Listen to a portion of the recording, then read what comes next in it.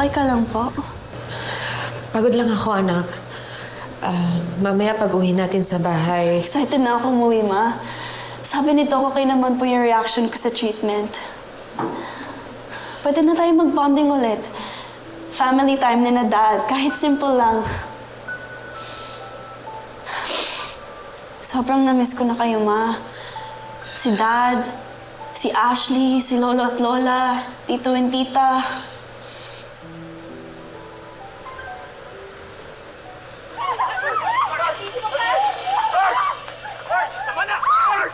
Mom! What's this? Bakit mo yung ginawa kay Dad at kay Tita Thea? Just so sorry. Just don't. Why are you doing this? Ano ba siya? Tanong mo sa kanya! Kasi sa kapatid mo, anong ginagawa nila habang nakatalikod tayo? Is it true? What you're saying is a video? Did they cheat? Just stop watching that. I'm sorry, anak. I'm sorry kung nalaman mo ng ganito. Mom, please. I wanna go home. I wanna talk to Dad. Makinig ka sa akin. Pag uwi natin sa bahay mamaya, mag-i-impake tayo, ha? Mom, please don't do this. Huwag naman po kayo mag-give up agad. Baka may explanation si Dad. Baka may rason ng lahat. Hindi pwede na alis na lang tayo ng bahay. What will happen to us? I want to protect you. Ayoko lang kitang masaktan. But I'm hurting more this way, Mom. Para tayo nag-run away. Can't we just talk first? Baka pag nakita ako ni Dad, then you both realize na we need each other. Baka pag nagharap-harap na tayong tatlo, then we can find a way to fix this, please. Umalis ba? Nandun pa po yung mga gamit niya sa taas eh. Nasaan siya? Ma, you told me you will handle this. I tried to talk to her, pero there's only so much I can... Hindi na rin niya ako sinasagot sa telepono eh.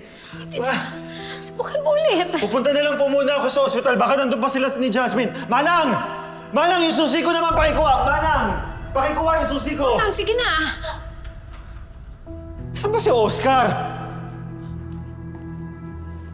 Love, Marge. Thank God. Akala ko... Bumalik ako dito para kay Jasmine. Siya ang nagpumilit na umuwi kami. May mga tanong siya. Huwag na nating idama yung bata dito. You have a lot of explaining to do, Dad. Anak, it's complicated. Dad, akala ko ba nothing's too complicated for us? Di ba sabi mo, we're a team. What's complicated is chemo.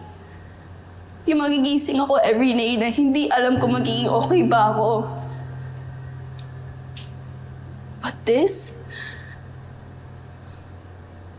Dad, umuwi ako because I want us to fix this. Please tell me maayos pa natin to. Na hindi mo naman choice na saktan kami ni Mom. I just need to hear na mahal mo pa rin kami. Na enough reason pa rin tong family natin para lumaban ka rin. Kaya nung paglaban ko sa sakit ko. Mom, Dad, please. Huwag naman natin hayaang matapos ng ganito. I survived the hospital kasi akala ko uuwi ako sa pamilyang buo. Can we please just talk about this? Ayusin natin to, please.